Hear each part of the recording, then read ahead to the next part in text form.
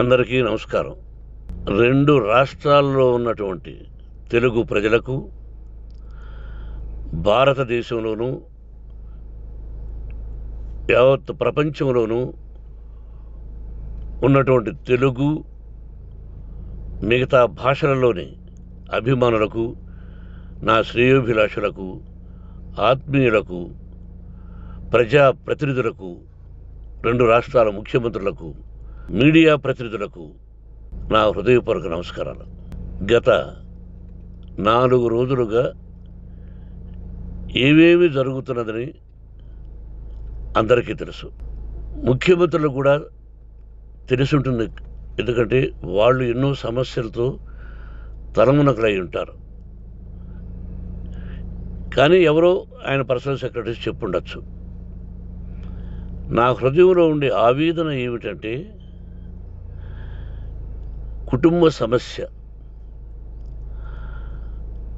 సమస్యల్లో ఎవరైనా పర్మిషన్ లేకుండా ఇతరులు జోక్యం చేసుకోవచ్చా? మీరే ఆలోచించండి. 100కి 100% అనాల్సిన అవసరం లేదు. కనీసం 95-98% కుటుంబ సమస్యలు ఉంటూ ఉంటాయి. అంటే మేమంతా నటులం కాబట్టి మా విషయాలు, పాపులర్గా ఉన్నటువంటి రాజకీయ నాయకుల విషయాలు, కొంతమంది ఉన్నవి లేనివి, లేనివి ఉన్నవి చెబుతూ ఉంటారు. చెప్పేవాడు కూడా ఆలోచించాలి, వాళ్ళ మనసులు, వాళ్ళ కుటుంబ సమస్యలు అని. ఇదంతా ప్రజలకు తెలుసు. కానీ ఎందుకులే మన పనులు మనం చేసుకుందాం అని అందరూ సైలెంట్గా ఉన్నారు. ఇప్పుడు ప్రజలకు కూడా, కొంతమంది రాజకీయ నాయకులు కూడా ఆలోచించుకోవాల్సిన విషయం. విజువల్స్ చూడండి, టీవీల్లో వస్తున్నాయి, సోషల్ మీడియాలో వస్తుంది. రాత్రి 8 గంటలకు గేటు తోసుకుని నా బిడ్డ మనోజ్ కుమార్ వచ్చాడు. అది రైటా రాంగా పర్సనల్ విషయం, తర్వాత మాడుకోవచ్చు. పత్రికాధిపతులు, అది పత్రికా సోదరులు 4 రోజుల నుంచి నా ఇంటి ముందు మనుషులను పెట్టుకుని, వ్యాన్లు పెట్టుకుని అలా ఉండడం ఎంతవరకు న్యాయం? నేను అప్పటికీ బయట పోతున్నప్పుడు చెప్పాను, అందరికీ నమస్కారం అయ్యా, మీకు కుటుంబ సభ్యులు ఉన్నారు, దయచేసి నా సమస్యను నేనే పరిష్కరించుకుంటాను నా బిడ్డలతో, దీన్ని చిలవలు పలవలు చేయొద్దండి, దయచేసి నన్ను గౌరవించండి, నేను ప్రజలకు ఏం చేస్తున్నాను ఒక విద్య ద్వారా అనేది మీకు తెలుసు. నటుడిగా మీ అందరికీ తెలుసు. ఒక రాజ్యసభ సభ్యుడిగా మీకు తెలుసు. ఎంత క్లీన్ చిట్టుతో వచ్చానో రాజ్యసభ సభ్యుడిగా. నా హృదయంలో ఉండే ఆవేదన చెప్పనలవే కాదు, మీకే చెప్పాలి. ఈ రోజున ఈ మీడియా సోదరులు ఎంత కల్పితాలు, ఎంత నెగటివిటీ నన్ను గురించి చెప్తున్నారో మీ అందరికీ తెలుసు. దానికి నేను బాధపడడం లేదు. మీరు ముఖ్యంగా తెలుసుకోవాల్సింది, రాత్రుల్లో గేటు తోసుకుని, గేటు పగలగొట్టి పర్మిషన్ లేకుండా ఎవరైనా రావచ్చా? మీరే చెప్పండి. వచ్చిన వాళ్ళు అందరూ మీడియా సోదరులా, లేకపోతే ఇంకెవరైనా నా మీద పగ, రాగద్వేషాలతో ఏదో ఒక ఛానల్ చేతులు పెట్టుకుని అలా వచ్చి ఉంటారేమో సందేహం. కానీ వాళ్లను కొట్టాలని, తిట్టాలని మనసా వాచ దైవ సాక్షిగా నేను అలా ఆలోచించేవాడిని కాదు. ఎందుకు? వాళ్ళు ఉద్యోగస్తులు, నేను కూడా ఉద్యోగస్తునే, అందరూ కూలివాళ్ళం. భగవంతుడు ఇస్తుంటాడు మనకు కూలి. ఎవరికి ఏమిటి అనేది ఆయన నిర్ణయిస్తాడు. ఇది మీ అందరికీ తెలుసు. వాళ్లకు నేను చెప్పినా వినకుండా ముందు నమస్కారం పెట్టాను.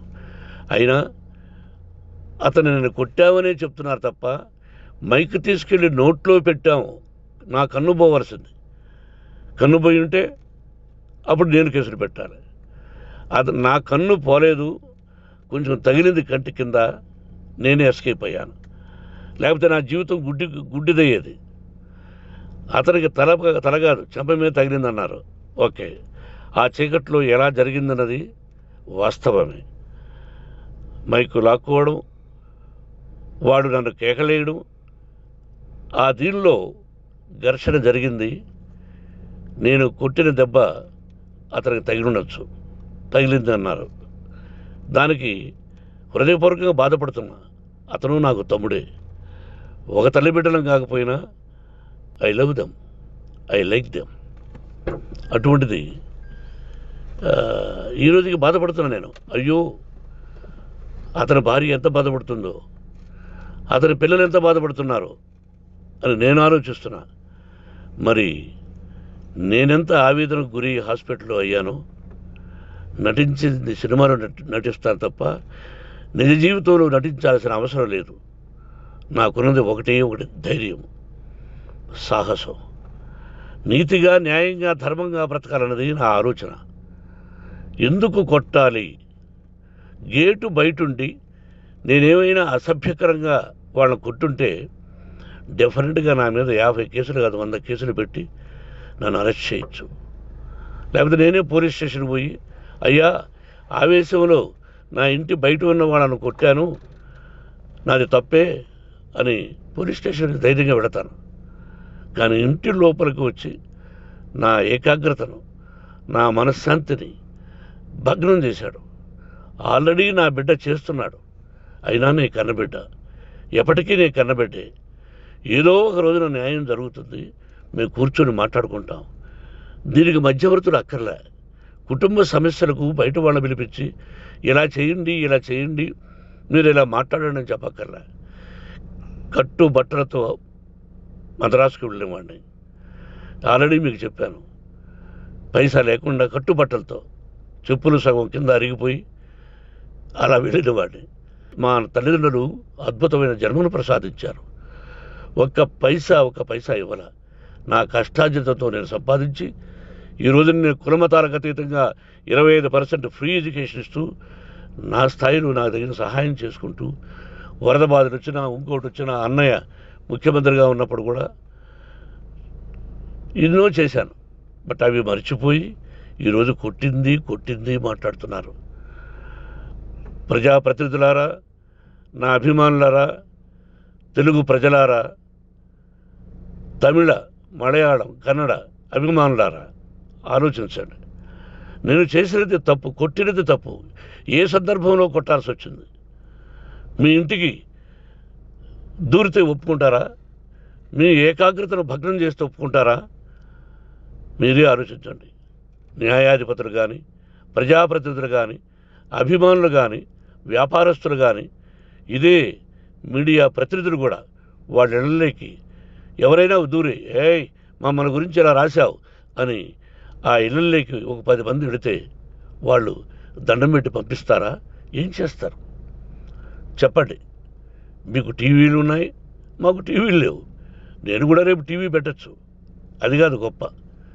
నా హృదయపూర్వకంగా చెప్తున్నా, అతని మనసును బాధ పెట్టినా, అతను గాయమైన దానికి చాలా చింతిస్తున్నాను. చింతించే లాభం ఏమిటండి అంటే, మరి ఏం చేయాలి? మీరు చేసిందేంటి? మళ్ళీ చెప్తున్నా, అసలు అతను నిజంగా జర్నలిస్టా కాదా అని ఆ చీకట్లో నాకు ఎలా తెలుస్తుంది? టీవీ 9 అని నాకు ఎలా తెలుస్తుంది? ఏదో ఒక కంటి మీదకి ఒక మైక్ వచ్చింది, దానికి అబక్కం లాక్కున్నాను. ఇది వాస్తవమే, అసత్యం కాదు. అది టీవీ 9, ఆ టీవీ 9 మైక్నే లాక్కోవాలి. అది ఏంటండి? నేనేమన్నా మూర్ఖున్నా? వాళ్ళందరూ నాకు కావలసిన వాళ్ళే. ఈ రోజున ఆ రజనీకాంత్, అతను కూడా ఎన్నో ఫోన్లు నేను చాలా సందర్భాల్లో మాట్లాడున్నాను. ఇట్స్ లైక్ మై సన్నా, లేకపోతే బ్రదరా, అలా ఉంటాం. మరి ఈ విషయంలో మాత్రం మీరందరూ అంటే మీరు చేసినది తప్పు అని మీరు ఒక్కరు అనలేదే. కానీ జర్నలిస్టు సోదరులు, ఒక ఆడపడుచు, దాదాపు ఒక 5-6 మంది ఆడపడుచులు, ఒక 5-6 మంది సోదరులు, వాళ్ళందరూ మాట్లాడారు. కొట్టడం తప్పైనా ఏ సందర్భంలో కొట్టవలసి వచ్చింది, ఇవన్నీ క్లియర్గా మాట్లాడారు. ఆయన్ని మీరు చెప్పరు. కాబట్టి పైన భగవంతుడు చూస్తున్నాడు. పోలీస్ అంటే నాకు ఇష్టం. ప్రజలను కాపాడవలసిన బాధ్యత వాళ్ళది, రక్షణ కల్పించవలసింది. నా విద్యాలయానికి కూడా ఐపీఎస్లు ఐఏఎస్లు అయిన విద్యార్థులు ఉన్నారు. వాళ్ళకు న్యాయం ధర్మం నేర్పించి పంపించాను నా ఇన్స్టిట్యూషన్లో. But they are perfect. కొంతమంది ఐపీఎస్లు ఐఏఎస్లు డీసీపీలు ఇలా చాలామంది ఉన్నారు. బట్ ఎక్కడెక్కడో పనిచేస్తున్నారు. వాడు నా బిడ్డలు, మరి వాళ్ళు కూడా పోలీసు ఉద్యోగస్తులే కదా, న్యాయంగా ఉన్నారు కదా. కానీ ఇక్కడ మాత్రం ఏకపక్ష నిర్ణయం ఏమి చేస్తున్నారో మీరే ప్రజలారా చూడండి, ఆలోచించండి. నేను న్యాయమా అన్యాయమా, నేను చేసింది న్యాయమా అన్యాయమా, మీరే ఆలోచించండి. నా ఇంటికి తలుపులు బద్దలు కొట్టి రావడం న్యాయమా, మీరే చెప్పండి.